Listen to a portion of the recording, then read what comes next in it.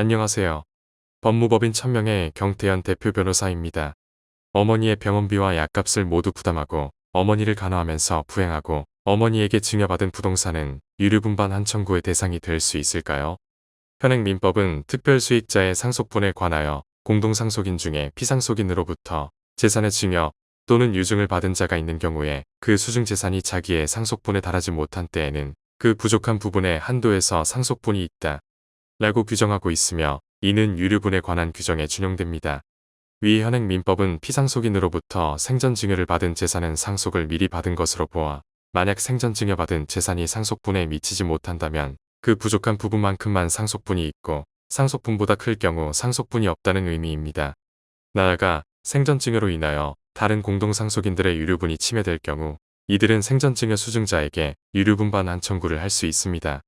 이는 공동상속인 중에 피상속인으로부터 재산의 증여 또는 유증을 받은 특별수익자가 있는 경우에 공동상속인들 사이에 공평을 기하기 위하여 그 수증재산을 상속분의 선급, 즉 피상속인의 상속재산을 미리 상속받은 것으로 다루어 구체적인 상속분을 산정하는 데 참작하도록 하기 위함입니다.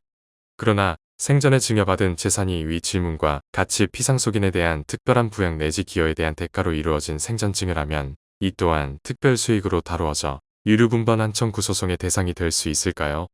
오늘은 위 문제에 대하여 저희 법무법인 천명을 찾아주신 사례를 통해 질문과 답변의 형식으로 자세히 알아보겠습니다.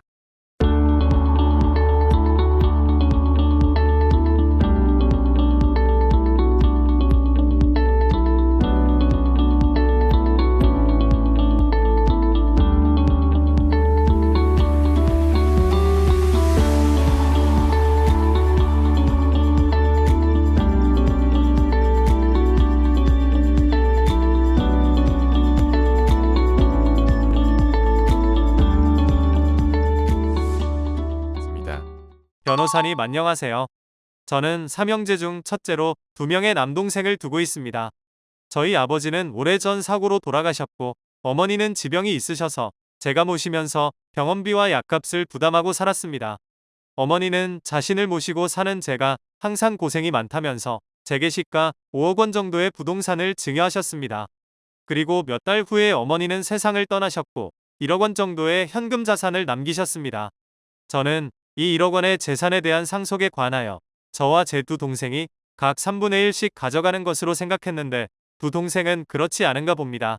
동생들이 이야기하기를 맏아들이 모시는 것은 당연한 것 아니냐며 시가 5억 원의 부동산을 증여받은 것이 이미 상속을 받은 것이라고 봐야 하고 더 나아가 이 증여로 인하여 본인들의 유류분이 침해당했으니 저에게 유류분반 청구 소송을 하겠다고 합니다.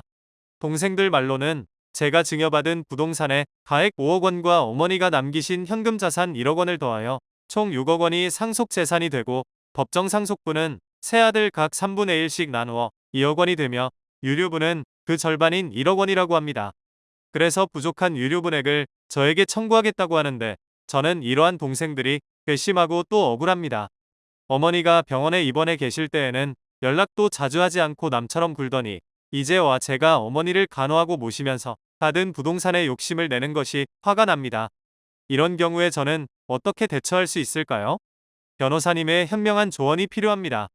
안녕하세요. 상속 전문 로펌 법무법인 천명의 경태현 대표 변호사입니다. 앞서 설명드린 바와 같이 현행민법은 특정 상속인이 피상속인으로부터 생전증여받은 재산은 특별수익으로 다루어 이를 상속재산을 미리 상속받은 것으로 봅니다. 그러나 질문해 주신 사례와 같이 생전증여가 피상속인에 대한 특별한 부양 내지 기여에 대한 대가로 이루어진 경우에는 증여재산이 특별수익이 아니며 따라서 유류분반안의 대상이 되지 않는다는 대법원의 명확한 판례가 있습니다. 2022년 3월 17일에 선고한 대법원 판례는 위와 같이 판시하고 있습니다.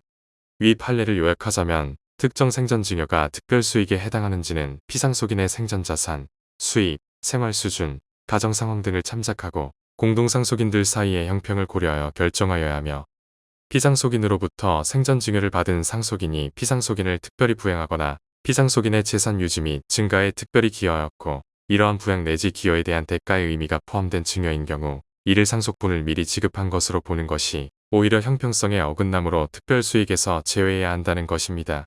또한 최근 2024년 4월 25일 헌법재판소에서는 유류분 청구에 대해서 기여분을 반영하지 않는 것은 부당하다는 헌법 불합치 결정을 하였고 유류분 관련 민법 조항에 기여분을 반영하는 내용을 2025년 12월 31일까지 신설, 개정하라고 판시하였습니다. 그러므로 앞으로는 질문자님처럼 간병, 부양 등 특별한 부양과 기여한 경우에는 헌법재판소 헌법 불합치 결정에 따라 개정된 민법이 적용되거나 개정 전이라도 보다 적극적으로 유류분 소송 재판부에서 기여분을 반영하는 판결을 하게 될 것입니다. 따라서 질문자님의 사안과 같은 경우 어머니를 특별히 부양하여 이에 대한 대가의 의미가 포함된 것으로 부동산을 사전 증여받은 경우로 보이며 이는 대법원 및 헌법재판소에 의하면 특별수익이 아니라고 볼 가능성도 높습니다. 그러므로 질문자님의 기여분이 인정되어 증여받은 부동산이 특별수익으로 판단되지 않을 경우 동생들의 주장에서 질문자님께서 증여받은 시가 5억 원의 부동산은 상속재산에서 제외하여 어머니가 남기신 잔존재산 1억 원을 법정상속분에 따라 각 3분의 1씩 나누게 될 것입니다. 이에 따라 유류분도 마찬가지로 법정상속분의 절반만 인정받게 될 것이고 결국 질문자님께서 증여받은 것은 동생들의 유류분액을 침해하지 않게 되는 것입니다. 결론적으로 동생들은 질문자님에게 유류분 반환을 청구하지 못할 가능성이 높다고 알 수 있겠습니다. 오늘 준비한 내용이 마음에 드셨다면 좋아요, 구독, 알림 설정 한 번씩 부탁드립니다. 상속, 유류분, 가사소송 등에 대한 유익한 정보가 계속해서 업로드됩니다.